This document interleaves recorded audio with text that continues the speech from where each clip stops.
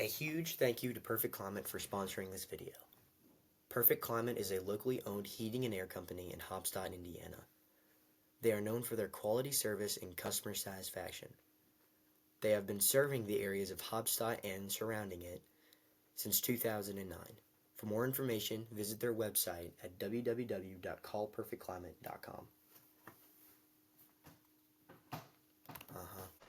Welcome to Devinitly Talking. This is the first episode. I'm here with head coach of the girls basketball team, Kyle Brasher. How are you doing today, Mr. Brasher? Doing well, Devin. Just had an exciting conversation on the Cold War expanding into Asia, and looking forward to chat about Lady Titan basketball. Gotcha. Just for a quick, for those people that are listening that may not know who you are, can you just give a little bit about yourself for those who may not know you? Sure. My name is Kyle Brasher. This is my 13th year teaching at Gibson Southern, 14th year overall. I'm from Evansville originally, graduated from Bosse High School. Married to Kristen King, now Brasher, math teacher at Gibson Southern as well. And we've got 4 kids, ages from 1 to 10. And I just wrapped up my 7th year of coaching the girls basketball team here at Gibson Southern. I've been coaching now for, I'm at the high school level, probably 15 years, and count AAU and everything, 18, almost 20 years of coaching now. Awesome. So that's actually a perfect segue. What were some of the goals you and your team hope to reach on and off the court this season? Yeah, we always try to talk about not necessarily setting goals up at, like, we want to win this number of games, this or that. We want to build goals that are more process-oriented, and we feel like if we develop the right processes, we'll end up achieving the number of wins and everything, the championships we want to achieve. But we just came in every year. The team's theme this year was Be a Goldfish. It's from the show Ted Lasso. If anyone's ever seen Ted Lasso, a great show on Apple TV. But the premise behind being a goldfish is moving on to the next play quickly. We knew with the schedule we had aligned, with some of the things we had to deal with, that we were going to have to be able to adapt and move on to the next play quickly. And I think if you look at the progression we made from beginning to the end, the girls did a great job of adapting to that and moving on to the next play and getting better each and every day. Absolutely, absolutely. Like I said, they did have a really great season. How does it feel to have won 3 straight regionals, including your first year in the 4A class? Yeah, it's. I think about it. It's very fulfilling, and it's not necessarily personally fulfilling because I'm not the one going out there making the plays, doing the shots. But when you see young people who have a goal and they work hard to achieve that goal, you have a lot of pride, You're very happy and proud for them because that was a goal that our group, especially our seniors, with Gabby Spink leading the way there, followed with Lauren Adamson, Lydia Maurer, Nola Ravalette. They wanted to win 4 sectionals. They wanted to win a regional at the 4A level and blaze that path going forward, that this is the expectation of what it means to be a Lady Titan, no matter what class you're in. Gotcha. Mentioning class, what were some of the big challenges you and your team had to face going from being in the 3A for the past few years going into 4A? I think off the bat, you look at 4A, you're going against schools that are all a lot bigger than you. In our section alone, we went against North Game 1. They've got probably anywhere from 16 to 1,800 kids. Then we're playing Castle Game 2. They're probably close to 2,000. And then Wrights with 12 to 1,300. So everybody's at almost double, if not more than double the size of us. But what you saw the fighting spirit, that Titan spirit, I like to call it, of our girls. So right off the bat, the size of the schools. And then in the sectional alone, we've been able to kind of key in on Memorial the last couple of years, focus solely on them, whereas this year we had 3 great teams in our sectional, from North, got night 1, to Castle, to Wrights, game 3. And those were all 3 different matchups as well they had to prepare for. So just different on my end, practice planning, scouting, but the girls did a great job adjusting night to night. Awesome. You mentioned being a dad and you have kids. What is it like to balance your time between being a husband, a dad, and a coach as well? Because obviously the basketball season does get quite extensive and long here and there. Yeah, I always tell people I think being a winter sport athlete is probably the toughest season to be an athlete in, because at least for us with basketball, we start in mid-October. We've been going through mid to late February the last several years. You get to school and it's dark. You leave practice and it's dark. You don't see the sun a whole lot. I think it's important. You have to be where your feet are at all times. And when I'm at practice, I'm solely focused on practice. When I'm at home, I'm solely focused on being with my kids, being the best husband I can be. Am I perfect at that? Absolutely not. It's tough at times to balance that. And there'll be times where I know I'm not doing well, and I've got a great wife who will call me on that when it needs to be done. And but it's important you want to give everybody the attention and the love that they need, whether it's on the court or at home with your wife and kids. Gotcha. That's obviously awesome. What do you do in your free time to get away from basketball? Because, as you said, winter is a very long season for any winter athlete. I know myself being on the swim team. What do you do in your free time? What do you do? Well, any free time we have is spent with our kids. So, like this coming weekend, we've got a basketball game at 8, basketball game at noon. But I mean, we have a group of friends I like to hang out with. We'll do dinners with them probably once every 4 months or so. We've all got kids around the same age. My wife and I, Kristen, will go out to eat when we can. We like to go on vacations. We're going to Disney World here during spring break, so it's always fun times for us. I got a group of guys I like to hang with that we'll go see. We like to see all the Marvel movies when they come out. So we're making plans to go see the new Captain America movie. But honestly, between kids and work and then basketball, that kind of takes up about 90% of my time. The rest of it is just spent trying to read. I read more in the off season than I do during the season. I finally just been working on this Babe Ruth biography. I finally got done. Just finished a book, just started a book on fatherhood and different things. So I try to diversify. We like to watch TV. We just finished A Landman on Paramount Plus. It's a good show. It's a very good show. Yeah, so we enjoyed that. And then just odds and ends here and there. But basically, family time is kind of if I had to do a pie graph, that's where bulk of my time is spent. That's awesome. That's amazing. How long until you start working on next season? Well, it's a good question. I think at some point, on some level in the back of my mind, you're always thinking about next season. I feel like in anything, whether it's teaching, coaching, running a podcast, whatever, you have to have a vision. And what's your vision for something? And where are we at now, and where do we want to go in the future? So on some level, we're probably always thinking about next season. I want to try to put a bow on this season. We're going to have our season-ending meeting tomorrow, where we take our championship photo, we turn in balls, we turn in locks, binders, different things. We'll set up postseason meetings. I try to meet one-on-one with every player, begin the season, end the season. And then we'll take a couple of weeks off here. I'll start working on the spring and summer schedule. And I want to say we'll hit the ground running sometime in April, getting ready for 25-26. And we'll have about 4 weeks of spring workouts, take a couple weeks off, and then June's pretty busy with basketball.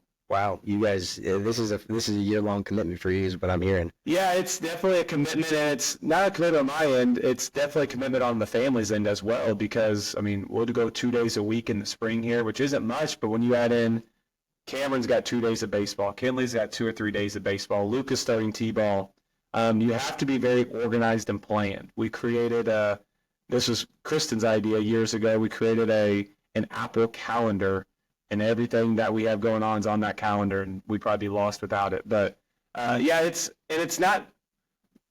We want as many of our girls be as many multi-sport athletes as possible. So it's not like we're saying you got to be either this or that, or it's in all be all. This is just for athletes who aren't playing a spring sport, that are wanting to just get some shots in, get some work in. Then the summer is very busy. June's very busy, and then the fall is the same thing. That's not a fall athlete, so. But we want all of them to play 2-3 sports if they can and if they're able to. Do your kids like you being a basketball coach? Is that something they're excited to go to the games with you and see you coach? Is that something they enjoy? I think so. I've asked Kinley all the time about, hey, how about I maybe step aside, find someone else that would be willing to do this? And she's mentioned no, she wants me to keep coaching. She's got aspirations of playing high school basketball. I don't know if I'll last that long or not. Cameron the other day, he said, take a video of this, and he set his chairs up, acted like he was sitting on the bench and acting like me, calling plays and different things. I think on some level they like it. I'm sure, I mean, there's always that, am I missing out on something? I'm sure they like me to be home as well, but I feel like we do a good balancing act of being able to get it all done as well. That's awesome. So this is more of some of the lighthearted questions. Who do you think is the better athlete between you and Mrs. Brasher? Oh, definitely Mrs. Brasher. Can you elaborate on why?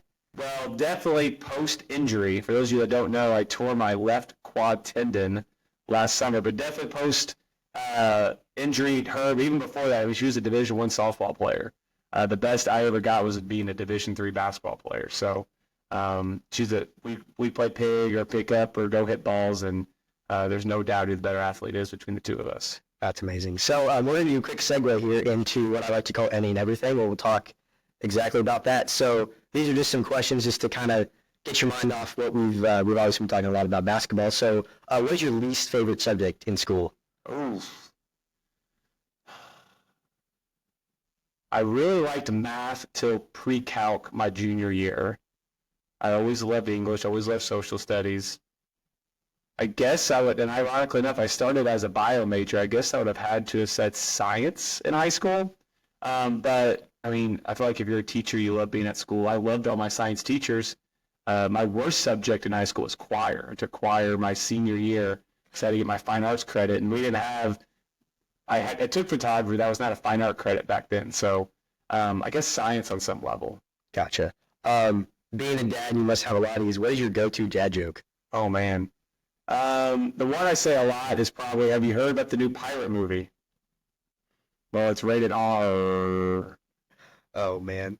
If you had a theme song for your life, what would it be? Oh, a theme song for my life. I'm not a big music person. One of my favorite songs is Barefoot Blue Jean Night by Jake Owen. I don't know if that'd be my theme song, but we'll roll with that for now. I like it. What is a totally useless talent you have? I'm not a very talented person. Gosh. Trying to think. A totally useless talent.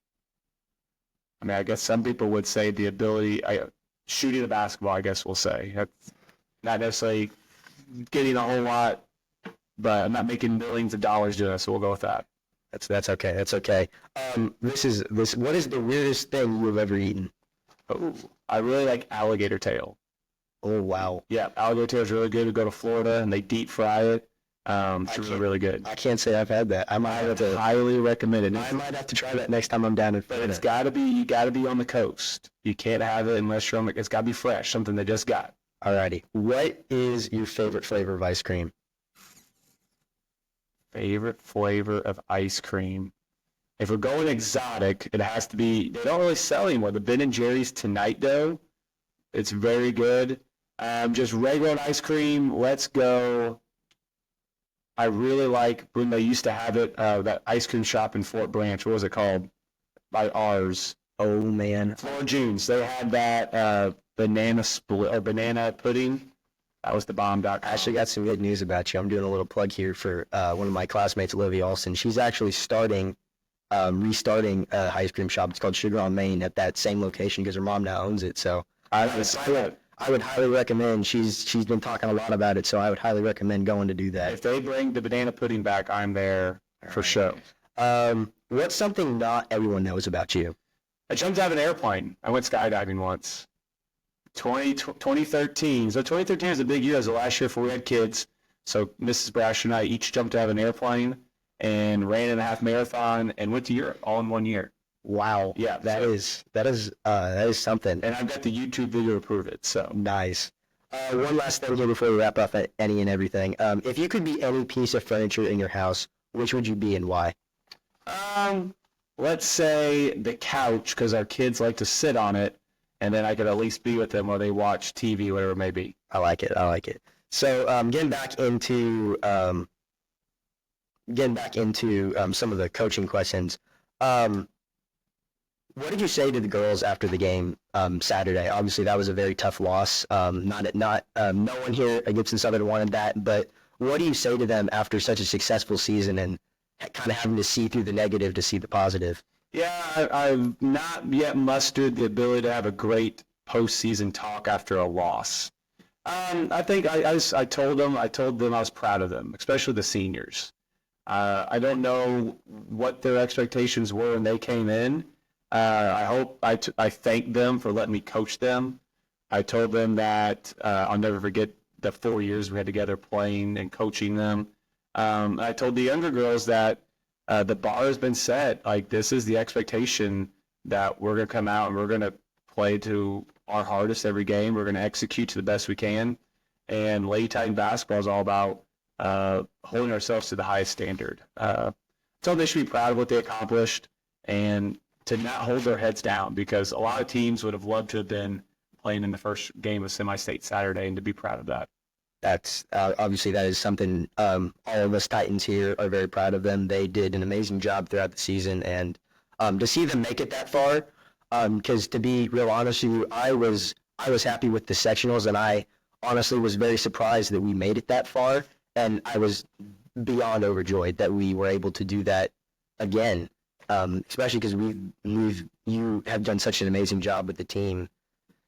What's your favorite part about being a teacher? I think I'm all about relationships, getting to know the students. And the thing is, I've been here long enough now where I don't have kids yet of my former students, but now I've got siblings coming through, and seeing how they're similar and all yet different, and getting to know them not only in the classroom what they are like as a student, but then like through coaching and getting involved. Like I alternate over the year. This year we're senior class sponsor, getting to know them on a different level as well through those types, and just be like, hey, what kind of makes you tick? What are some talents you have? I mean, we got some very talented kids out here at Gibson Southern, and just getting to know them on that personal basis, and knowing what are their goals and ambitions for life. Gotcha. Obviously, you are a history teacher, so what is probably your favorite time in history that you get to teach about? Because I know I'm currently in your U.S. history class, so what is probably your favorite to talk about and teach the kids about? We don't really spend a whole lot of time on it. I love two eras, I would say. I love the Revolutionary era. That's kind of hit on more in 8th grade, not in too much junior year. I really like World War II a lot. I know that's probably cliche to say. To go with a non-cliche answer, I really like the Civil Rights Movement. I got some great material. There's a great graphic novel called March about John Lewis. But those are kind of probably my three jams. I know I feel like Civil War. Civil War isn't fun, but I'd probably say the Revolutionary War, World War II, and then the Civil Rights Movement. Gotcha. I know this about you because I think you've mentioned it once or twice in class, but not everybody I do when you think of this school knows this. You used to be an English teacher. That's correct. So, what did you prefer teaching English over history, or was it the other way around? Do you ever miss teaching English, or are there things about it that you liked more than teaching history? So when my initial degree was in social studies ed, and that was my initial license, and I was student teaching at Perry Heights in the fall of 2010, and I was set to coach at Bossy that winter, the 10-11 season, and I had probably 2 weeks, 3 weeks left in my student teaching time, and the Bossy basketball coach, Shane Burkhart, called me and said, hey, what if I could get you a teaching job at Bossy? I said, all right, what will I be teaching? He said, English, and we'll help you do it. We'll help you get your license for that and everything. I said, all right. So I went to Bossy. I taught English, and I got certified to teach English there. And it was basically a means to an end for a while as a way to get a job, because it's harder to get a social studies job than an English job. So then I took that. I became an English teacher at Princeton for a year. I taught English here for 9 years. I'd probably say, if I had to say a preference, I'd probably prefer social studies. That's why I went back into the social studies realm. That I'd be lying if I said I didn't miss aspects of the English classroom. I loved teaching our American Lit class back in the day. That's my jam. That's where I like to be. And there wasn't a whole lot of writing with that. I didn't mind grading essays, but those are very daunting and can be overwhelming at times. But I do miss the English classroom as well. But I love the social studies, love where I'm at, and love what I'm doing right now. Awesome. Obviously you've been teaching for a very long time now. What is probably something that got you into wanting to become a teacher and even a coach at that point? So when I was in high school, and you kind of have those conversations, what do you want to be when you grow up? And I want to be a teacher. And I actually transitioned, I pivoted. My freshman year I was a bio major, and the plan was to go to dentist school. But that didn't go too well for me. So I took actually a teaching class my second semester at Wabash College, and just fell in love being around young people. And then I parlayed into a summer job I had where I was a day camp counselor, essentially, for the city of Evansville, and just fell in love, like being around young people, working with them, seeing them have those aha moments. And that's just kind of where I've been since then. I've been teaching now, like I said, 14 and a half years, which is kind of wild. Gotcha. I guess this is kind of on a personal question. How did you and Miss Brasher meet? So that's a funny story, and there's a big, long story behind it. But long story short, we had a mutual friend, and he told me she wanted to go on a date with me. He told her I want to go on a date with her. Long story short, we ended up going on that date and have been together ever since. Wow, that is Yeah, there's a lot more to it, but the nuts and bolts of it, he kind of tricked both of us. that is something else. I guess what is it like to try and this is a really good question. What is it like having your wife at work with you every day? I know there's some people who wouldn't like it. I love it. Like for right now, like with us being out of basketball, we are riding together to work, so it gives us more time to be together. During basketball season, I mean, I'm not getting home till from 5 to 6 during the night after practice, or if it's a game day, I'm not getting home till 8, 10 o'clock range. So it just gives me extra time to see her. I feel like we have a great relationship. We get along really well, each other's best friend, and it's just I enjoy that relationship and that time we have to spend together that otherwise would be difficult to find some of that time to be together. Gotcha. Do you guys ever still break away from your kids to get a little date night here and there? We try to. It's always harder during basketball season. We actually have some plans this Friday. I have some friends to get together, be without kids. We usually try to go at least on our anniversary, and then 2 or 3 times a year get away from the kids. It's good to have some time together, but we are definitely love being around our kids and going on trips with them and making those memories, because at some point they'll be juniors in high school and interviewing people on a podcast and ready to leave your house, and I'm not ready for that yet. Oh, believe me, my parents aren't ready for that either. They talk about it all the time. You mentioned you guys have traveled a lot, and what has, I guess, been one of your favorite vacations you've done in your time alive on this earth? I've been very fortunate. I've been to Europe twice already. I would highly recommend going to Europe. I went when I was 20 with some friends and visited a kid that came, and he was a foreign exchange student my senior year. I went back with Mrs. Brasher and her family the year after we got married. Our favorite family spot right now, we got young kids, would be Disney World. We've been like 4 times in the last 7, 8 years. We did a couple beach vacations, but I guess if I had to say, we are definitely Disney people. That's amazing. And I guess one real quick question to round this episode off today. Do you have any hopes for next season with the girls basketball team? Are you looking forward to who you got coming in next year with the girls, and are you gonna miss having Gabby Spink and a couple of the others, all the seniors you have this year on the team? And I guess what is it gonna be like trying to? I mean, because I'm about to say you've had Gabby Spink for 4 years. What is it gonna be like trying to rearrange the team to be able to have work to its best ability, I guess? Yeah, I've been very lucky. In my 7 years, we've only had 2 point guards. Started with Cameron Miller. She was a sophomore my first year. We had Cameron my first 3 years, and then Gabby came in as a freshman right away. So it's definitely going to be a change of pace. I went from Gabby as our point guard for 4 years to somebody new. We got some people we're looking at, and it might be like a committee thing, as we multiple people kind of doing that, which would be great. I mean, obviously, you look at it, first and foremost, our goal is we always want to be the best we can be. We want to play for championships. The first championship we always get a chance to play for is the Toyota Classic. We haven't won that thing in a couple of years. So we'd like to win that. You want to be the best team in your conference, and I think the bar has been set that we should be playing for sectionals and beyond. I think we'll have a good team coming back. We have 3 great seniors with Lily Bush, Molly Spindler, and Mabry Wilson. I'm anxious to see there'll be more of a leadership role this year with that. And then we have a very talented sophomore now junior class. You look at it, the first name that's going to pop out is Paige Schnaus, and rightfully so. Paige is a super talented player. She should eclipse 1,000 points next year. Multiple Division I offers, just going to go down as one of the best we've ever had. But it doesn't end with just Paige. You look at the rest of that sophomore class. Taylor Wire, I've never seen someone come back from that she had an ACL injury as quickly as she did and play at the level she's playing. And the scary thing is she's still not, I still think she's got another level or two to get to these last couple of years, and that's super exciting. Sage Kissel came on strong for us this year. The rest of our sophomores are talented, from Edie Helfrich to Ella Hughes to Riley Hope. Odds are I'm probably missing somebody in there. Emma Foose had some big valuable minutes for us as well, and we have a great freshman class, deep freshman class. And then we're bringing in a very talented eighth grade group as freshmen next year.